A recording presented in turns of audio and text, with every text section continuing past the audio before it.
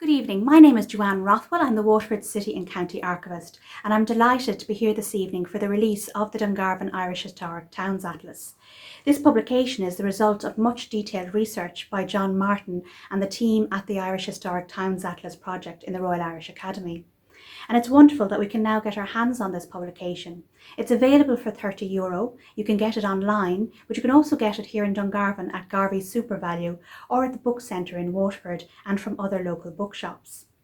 You can find out more about the project from John and from curator William Fraher in the talks that follow. To get the proceedings started, I now invite our councillor Damien Gagan, Waterford City and County Mayor, to officially start the proceedings. Gur Mágwibh agus buin tanavas.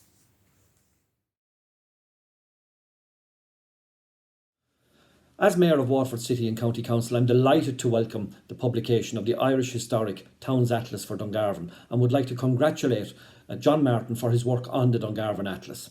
It has been the result of considerable research and continues the high standards of research and knowledge set by the Royal Irish Academy in their Irish Historic Towns Atlas series. I'm very glad that Dungarvan has become part of this wonderful series, and I look forward to hearing Waterford County Museum Curator William Fraher talking to John Martin about the extensive research that was carried out to produce this great publication. I just want to wish him the very, very best of luck with it. I'm John Martin, author of the Dungarvan Historic Towns Atlas. The atlas traces the development of the town since its foundation about 1200 AD.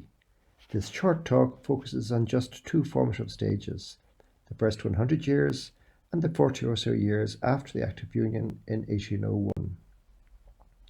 Before I begin, a few words about how a Dubliner came to write about Dungarvan.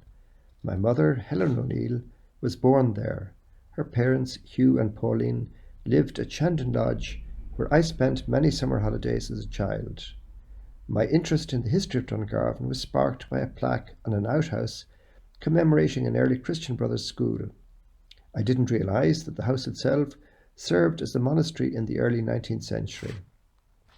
Shandon Lodge still stands in the grounds of the Park Hotel, but the old schoolhouse has long since disappeared.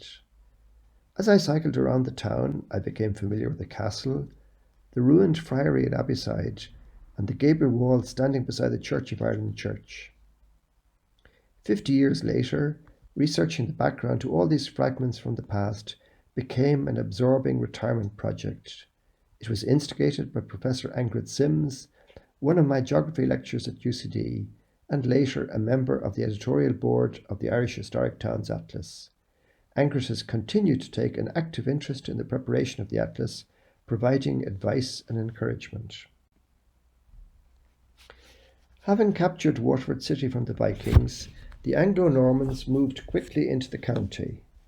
The Treaty of Windsor, signed in 1175 between Henry II of England and Ruaidhrí O'Connor, High King of Ireland, named Dungarvan as the western limit of the invaders' territory. The Anglo-Normans introduced new forms of agriculture based on manors and fortified houses. Gallows Hill, just outside Dungarvan, is likely to have formed the centre of one such manor. Tillage farming was more labour-intensive than the pastoral farming practised by the native Irish, so additional manpower from England and Wales was needed. To attract new settlers, towns were established with legal rights for tenants.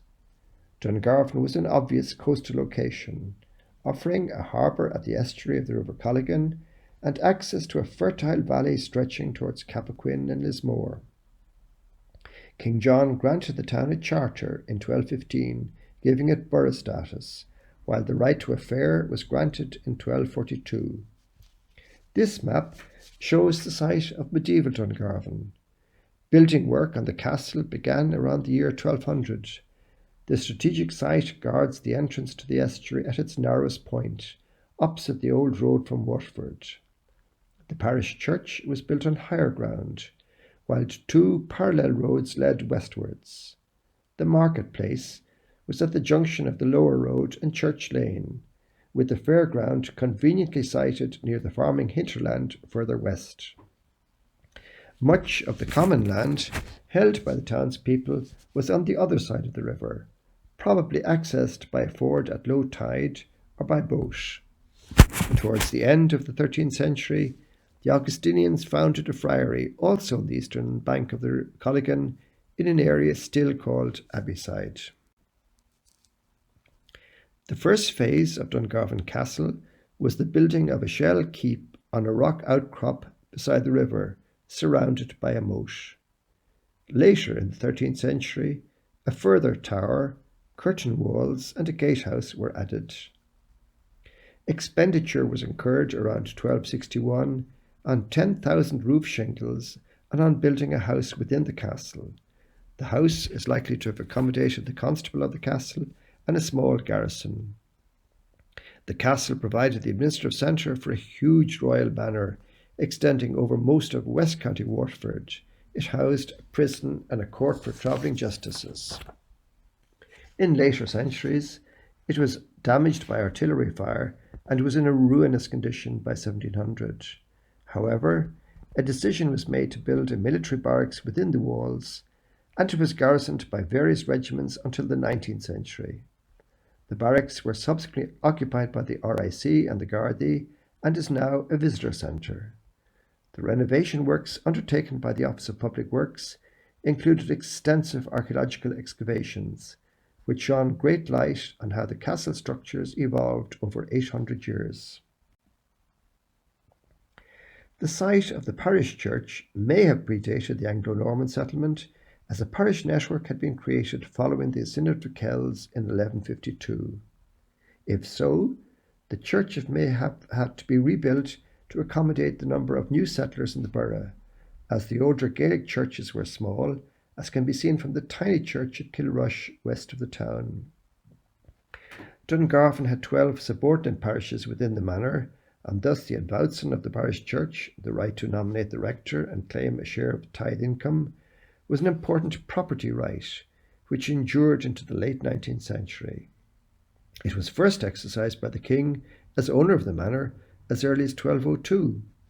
The street linking the church and castle probably dates from the foundation of the town and contains some of the oldest surviving houses dating from the 18th century.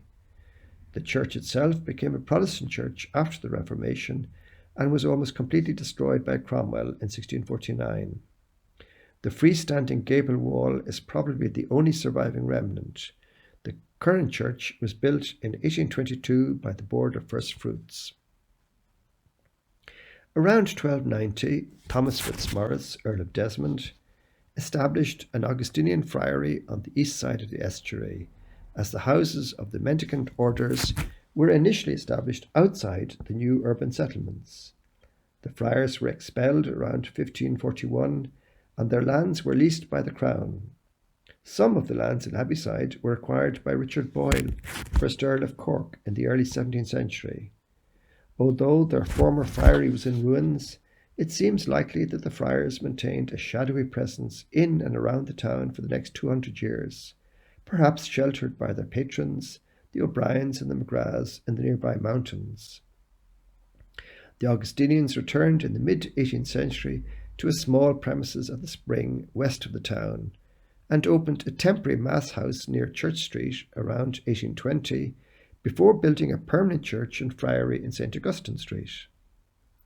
A parish church was built in Abbeyside in 1828, incorporating the tower of the medieval Augustinian friary.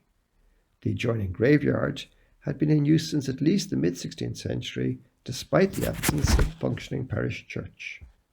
To sum up, by 1300, roughly a century after its foundation, Dungarvan had a castle, an embryonic street pattern, a parish church, an abbey, a marketplace, and a fair. All of those, except the fair, have left a continuing imprint on the town, and even the fair is commemorated in local place names such as Fair Lane. The two formative periods I've chosen to discuss are separated by 500 years, from 1300 to 1800.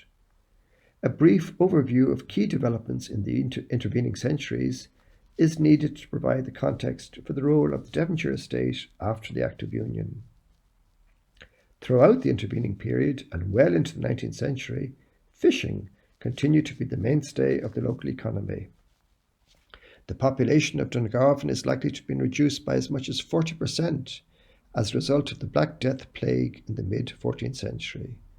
The first town walls may date from 1463, when an act of the Irish Parliament committed the castle and town to the Earl of Desmond for 60 years, and provided that the customs from the town should be spent upon the building and repair of the walls of the said town.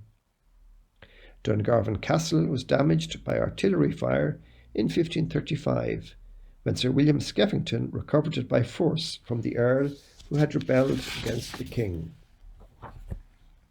The Tudor monarchs maintained a garrison there until Elizabeth I agreed in 1599 that it was no longer expedient to incur the cost. However, the town walls were further added to during the 16th and 17th centuries, their full extent being shown on this map from the Atlas. The town walls, approximately 950 metres in length, enclosed a square-shaped area of 6 hectares, with a bastion at each corner. None of the town walls, apart from the castle, survive above ground, but recent archaeological excavations have confirmed their alignment as shown on these 1760 survey maps by Fritzell and Fritzell. The urban fabric was damaged during the Confederate Wars in the 1640s, when the town was successfully occupied by Irish rebels, Royalist and Cromwellian forces. In 1642, Royalist troops burned most of the thatched cottages, while Cromwell destroyed the parish church in 1649. The earliest suburban growth extended along the upper and lower roads west of the town walls. To the east, a small settlement had developed in Abbeyside, between the road from Waterford and the former friary, where the ferry across the Colligan estuary was well established by the early 17th century. New urban corporations had been established in both Dungarvan and Youghal under charters granted by King James I in 1609. Whereas Youghal Corporation was active in developing the town's quays, its Dungarvan equivalent seems to have gone into abeyance as early as the 1680s. Impediments to urban development included inadequate quay facilities in the harbour and lack of a reliable water supply to the town. As the groundwater within the medieval core was brackish, several efforts were made during the 18th century to bring in water from the River Finnisk west of Dungarvan, but these were repeatedly frustrated by some of the owners of the intervening lands who, for their own reasons, blocked the supply. Most contemporary topographical writers described the condition of Dungarvan at the close of the 18th century in unfavourable terms, as exemplified by the local historian Richard Ryland in the early 19th century. According to a map of the town as it appeared by the middle of the last century, i.e. the 1716 map, the streets and buildings were of the most wretched description, and they continued in the same state until a very few years since. Crowded with miserable houses, irregular in appearance, without any or all events an inefficient police, Dungarvan deserved the reproachful epithets which travellers universally bestowed upon it. There were no regular marketplaces, no public waterworks. The courthouse, where the sessions are occasionally held, was considered unsafe for the purposes for which it was originally intended. There was no bridge, and consequently no way of passing from the town to the Waterford side of the river, except by ferry boat, or, was generally the case with the lower classes, by fording the stream at low water.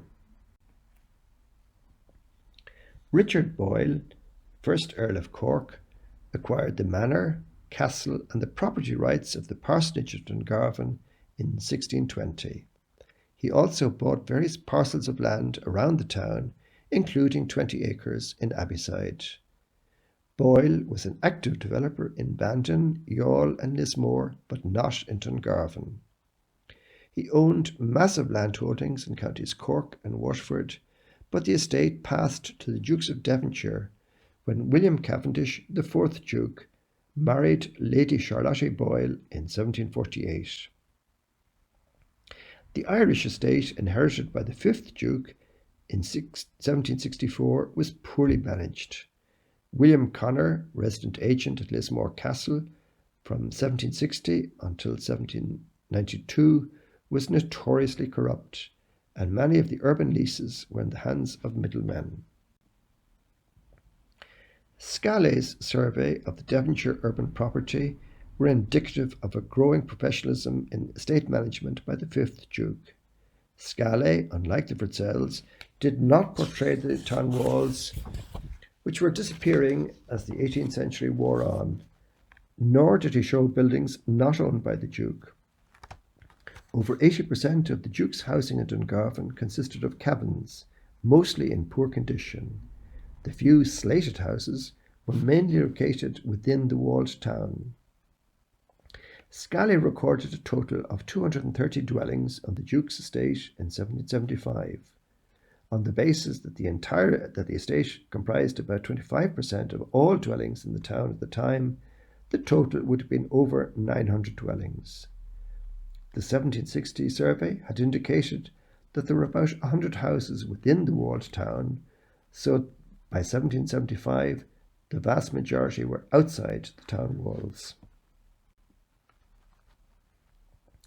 The Act of Union in 1801 effected a significant change in Dungarvan's parliamentary status. For centuries, the borough and manor had sent 2 representatives to the Irish Parliament, but following the Act, elected only 1 member to the House of Commons in Westminster. The Dukes of Devonshire had a tradition of involvement in British politics. The 4th Duke was briefly Prime Minister in 1756, but in the 19th century they were also concerned to protect their wider economic interests as major landowners in both Britain and Ireland. To that end, the Devonshire estate was prepared to spend money supporting MPs who might protect those interests. In Ireland, that meant bribing electors in the days before universal suffrage with food and drink, but in Dungarvan after the Union, it also involved spending a small fortune on an intensive urban renewal programme. This programme included building hundreds of small houses for poor fishermen and labourers, promoting the local economy through new market buildings and quays, improving access to the town by means of a new bridge across the Colligan, and laying out a new central square and adjoining streets. The cost of the bridge and causeway alone was estimated at over £40,000, or about 8 million in today's money. Together, these investments represented a far-reaching makeover of a town which, at the end of the 18th century, looked as if it had a dismal future.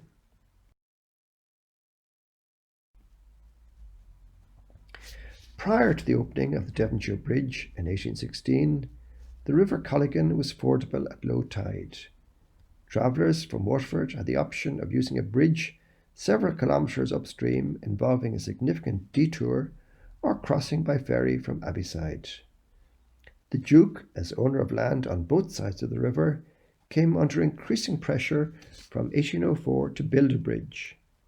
Preparatory work on a new quay wall, including the filling in of cellars, began in 1806, and Bridge Street was so called from 1808.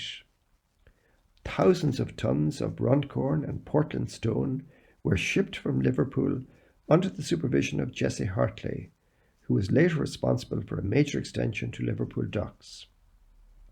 Construction of the bridge greatly facilitated access between Dungarvan and Waterford, which remained the administrative centre of the county until the end of the century. A new street in Abbeyside, now Sexton Street, provided access from the Waterford Road to the causeway and bridge, effectively replacing the former main street, now Sarsfield Street, that had led to the ferry at Strandside South. Prior to the construction by the Devonshire estate of new linear quays in the harbour, there had been only 2 very small quays. The sea fishing industry, including the sale of fresh fish and the curing of fish, was estimated in 1824 to support about 5,000 people in the town, directly or indirectly. Fish landed in Dungarvan supplied not only the town, but was also sent by cart as far as Clonmel. Substantial stone warehouses for corn and other produce were constructed adjoining the new quay, and sailing vessels continued to be built around the harbour. Also in 1816, the Duke began construction of new shambles or covered markets near the quay. The Duke's professional estate managers in Lismore had noted as early as 1792 that much of his property in Dungarvan was out of lease, including a piece of land in the town centre granted over 50 years previously to a man called Roberts, who had emigrated to America. By 1806, the tenants testified that Roberts was dead, and Thomas Knowlton, resident agent at Lismore, reported to the estate's head office in London that I saw the land might be converted into the best part of the town, that it might all be made valuable building ground, and to give the Duke a decided preponderance in the town. A central square and several streets have been laid out by erecting registered pillars, and contracts have been made with workmen for building 12 houses of the inferior sort immediately, but which will create good votes for the borough, and these are actually begun on. I have determined on building houses of this description first, with the view to offering them to such of the deserving and industrious inhabitants of the old cabins, which we must throw down in order to make our new streets. The laying out of the new square was supervised by the English architect William Atkinson, who had recently carried out work at Lismore Castle for the Duke. The planned layout of the square and adjoining streets was in marked contrast to the organic growth that had occurred over several centuries, including the narrow lanes from the old Main Street to the harbour. The relative poverty of much of the town in the immediate aftermath of the famine was illustrated by the Griffith valuation in 1851. The predominance of very low valuations, less than £2 10 shillings, is striking in the western suburbs, in the Boree na Troa district and in Abbeyside. About 300 such houses in the town were owned by the Devonshire estate. The Duke also owned some of the higher value properties in and around Devonshire Square. Following the accession of the 7th Duke in 1858, it was decided to sell off the family's urban estates in Dungarvan and Youghal.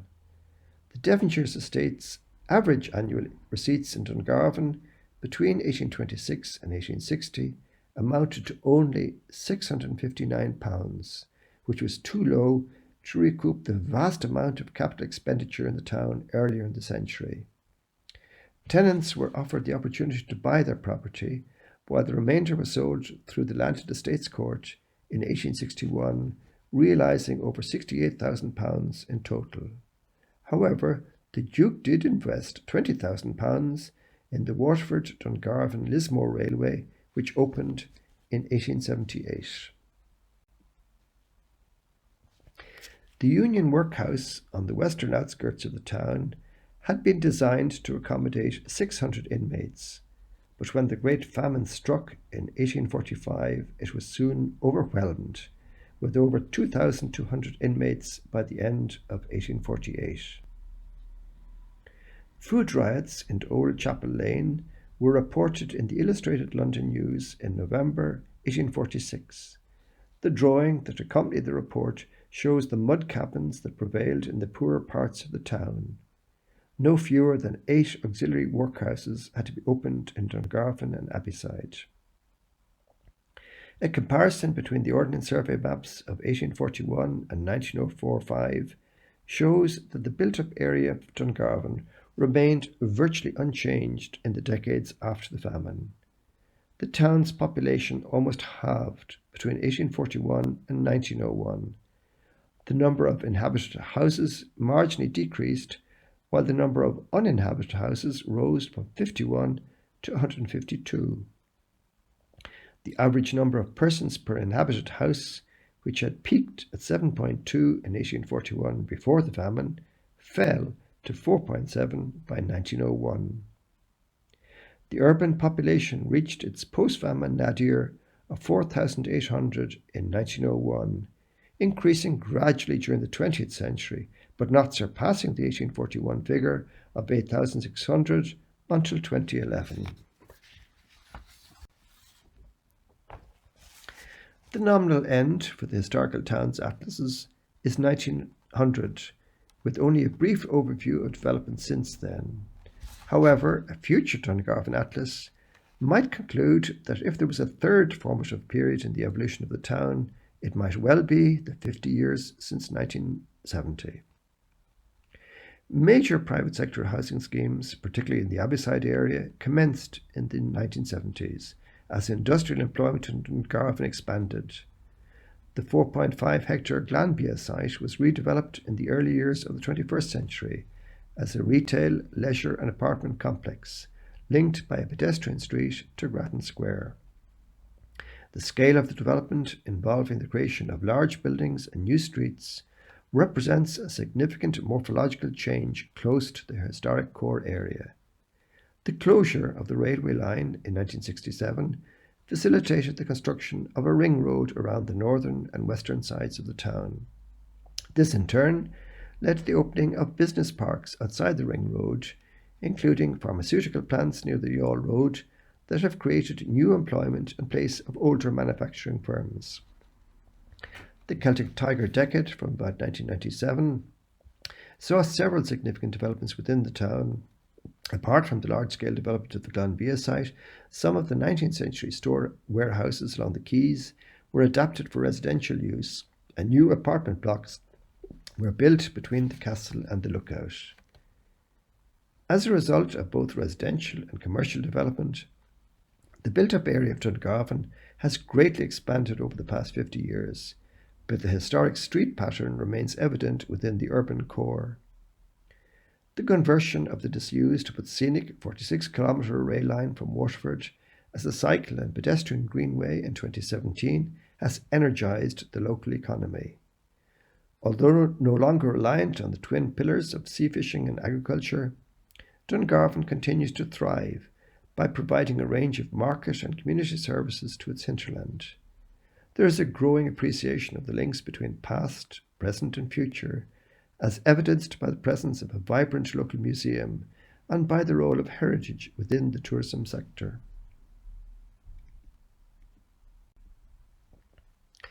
This atlas has evolved over the past 8 years, helped by many people listed here or in the atlas himself. I am grateful to all those who helped with my research.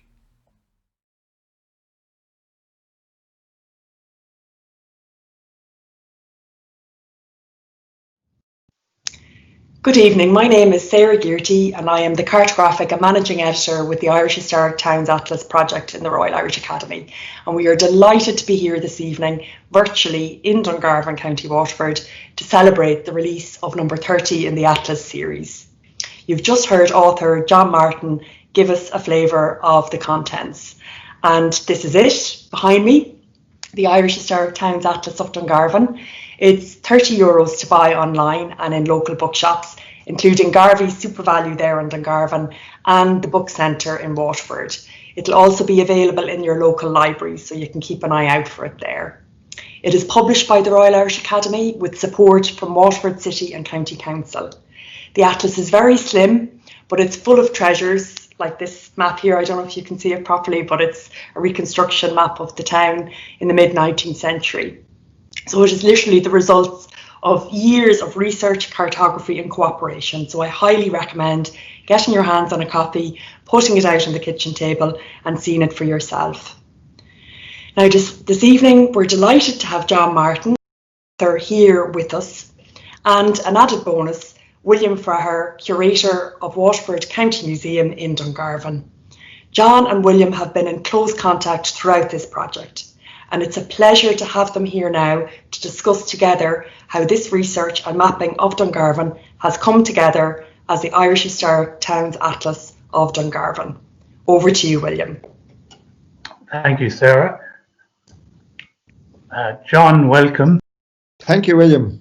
And congratulations on the wonderful publication. Thank you very much. John, could I ask you, for those not familiar with the Historic Towns Atlases, who actually publishes them and what does an atlas consist of? Well, the Atlas series, William, has been running since the 1980s. As Sarah said, it's published by the Royal Irish Academy. Each atlas is really a collection of documents. The word atlas, I suppose, gives the game away. First and foremost, there's a series of maps, historic maps, also modern maps. There's a long account of how Dungarvan evolved its earliest foundation. There's a series of sections on what we call topographical information, housing, religion, and so forth, all related back to places in Dungarvan, buildings. There's a list of bibliographical sources, so if anybody wants to do a bit of further work, there's a guide to sources. And there's also a series of old illustrations of the town. We'll maybe talk about this again. Old photographs, old maps, and so forth. So it's a bundle of documents. Yeah. And how did you actually come to be involved in writing the Dungarvan Atlas in particular? I did history and geography in UCD about 50 years ago, and one of my lecturers in geography was Professor Angrid Sims, who went on to become one of the editors and founders, indeed, of the Irish Historic Towns Atlas. And when I retired in 2011, she encouraged me to take on an atlas. Dungarvan for me was a fairly obvious choice because my mother and her family came from Dungarvan, and I spent many of my childhood summer holidays down there exploring the town and getting to know its history. Right. And when did you actually start the research? And did you get much help from local people and archives? I started work, William, in 2012, and I got a great deal of help from local people, including yourself and the County Museum. In fact, it was a great joy for me to come across, one of the first things I discovered was the County Museum's website, which is full of articles and illustrations. Many other people helped me. I would like to single out in particular Joanne Rothwell, the archivist, Bernadette Guest, the heritage officer, Frank and John Daly and Abbeyside, who brought me to some off the beaten track places like the tiny church in Kilrush.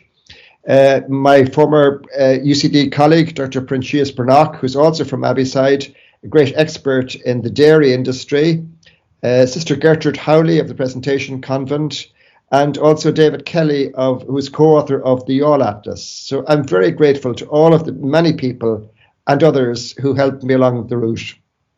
And John, how important was archaeology in your research?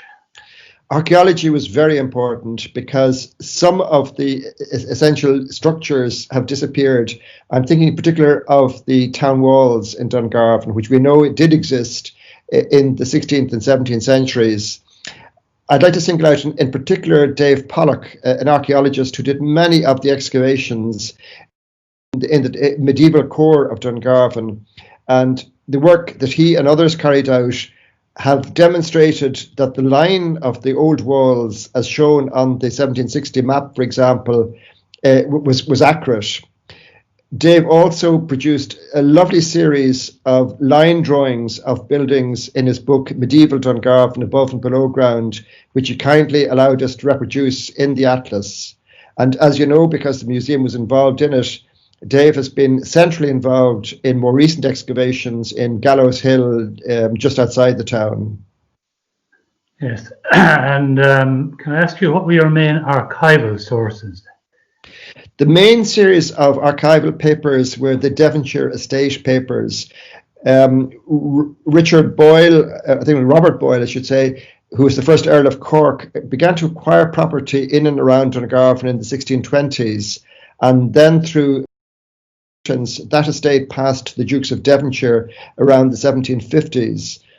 And the Dukes of Devonshire played a big role in changing the format and layout of the town after the Act of Union, as I said in the lecture. So the main Devonshire estate papers are in the National Library in Dublin. Others are in Chatsworth House in Derbyshire, and some are in the archives and library in Dungarvan itself. Mm-hmm. Now, there are some fascinating maps in the Atlas. Can you tell us about how you tracked those down? Yes, the first and earliest map that I know of is the 1760 map of the town, which was done by the Fritzell father and son, who mapped an estate in the town.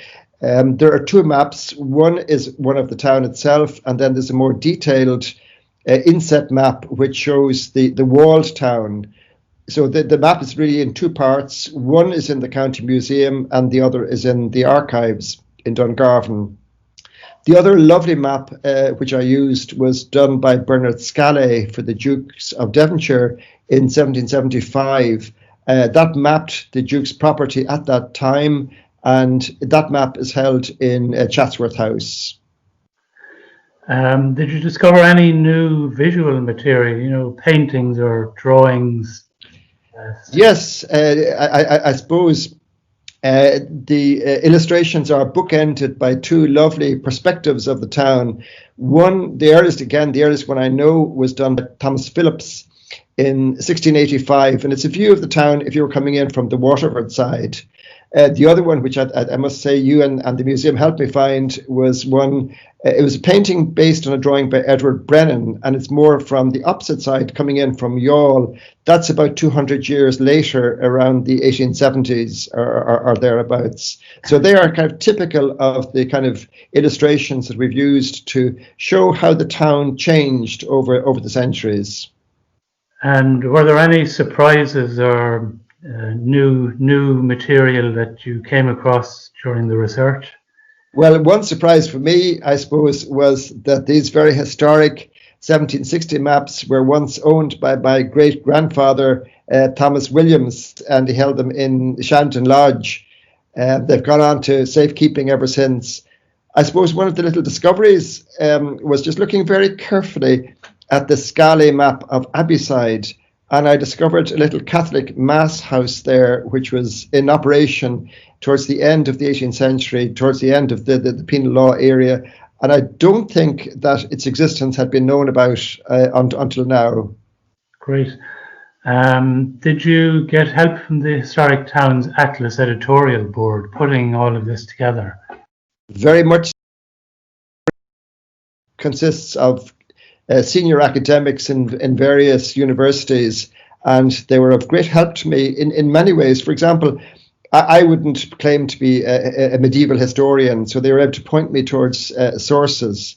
With every atlas, members of the board read the various essays and information, and they provide very constructive advice. So I was very grateful for the kind of range of expertise that the board makes available to authors.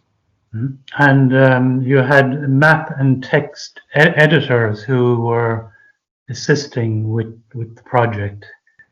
Yes, I think anybody who's familiar with the previous Atlas series, including, for example, the All Atlas, will be very aware of the very high standards that are set for the Atlas in terms of the accuracy of the information and the presentation of the maps and illustrations.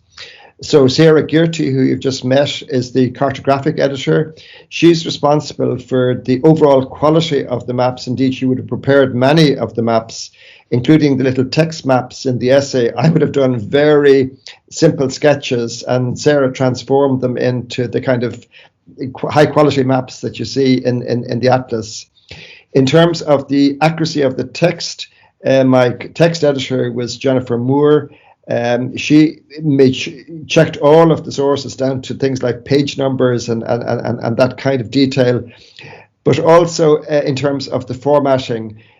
The Dungarvan Atlas, as I say, is number 30 in a series. So each atlas has to have the same look and feel as the others. So the way the information is presented is important, and Jennifer was of great help to me in that. And what do you hope will be the benefit of the atlas to the local community, well, and the wider community of historians? Yes, the primary audience is, of course, the people of Dungarvan. And as I think both of us are well aware, there's a growing interest in local history in Dungarvan. I would hope in particular that young people, maybe children doing school projects and that, will be able to use the atlas, both the print copy and the digital atlas, as a kind of a source for doing their work. And as you say, there's also a wider interest, a wider audience. The Atlas series is intended to facilitate comparison between towns, not just the 30 or so in Ireland, but the more than 500 in Europe that are part of this historic Atlas series. So, for example, if you wanted to compare towns that were founded by the Anglo-Normans or port towns, the Atlas is the way to do that, and hence the similarity in the formatting between the atlases. So I think Dungarvan joins a network not just of Irish but European towns and cities, and I'm delighted to be part of that. Great. Well, John, congratulations once again, and to the Academy on what is a wonderful production and is going to be an essential reference for people to consult, and hopefully lots of people will buy it for their Christmas presents. Thank you, William, and for all the help that you gave me and the museum. You're welcome. Thank you.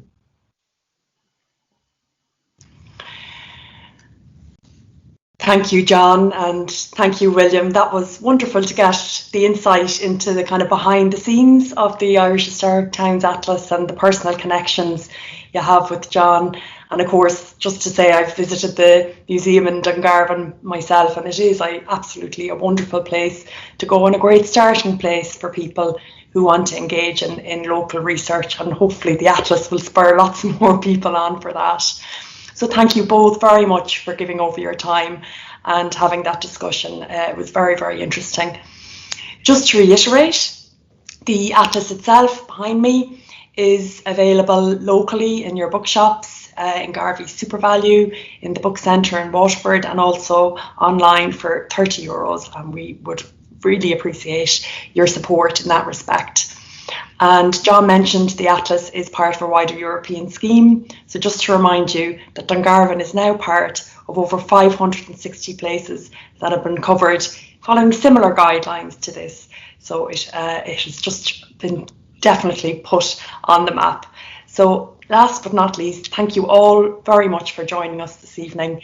We'll include all the links that, to the Royal Irish Academy and to the European scheme and to the purchasing details for the Atlas. We'll include that on a slide after this, so you can get the details behind it there. So thank you all for joining us. Thank you, John, and thank you, William. Thank you.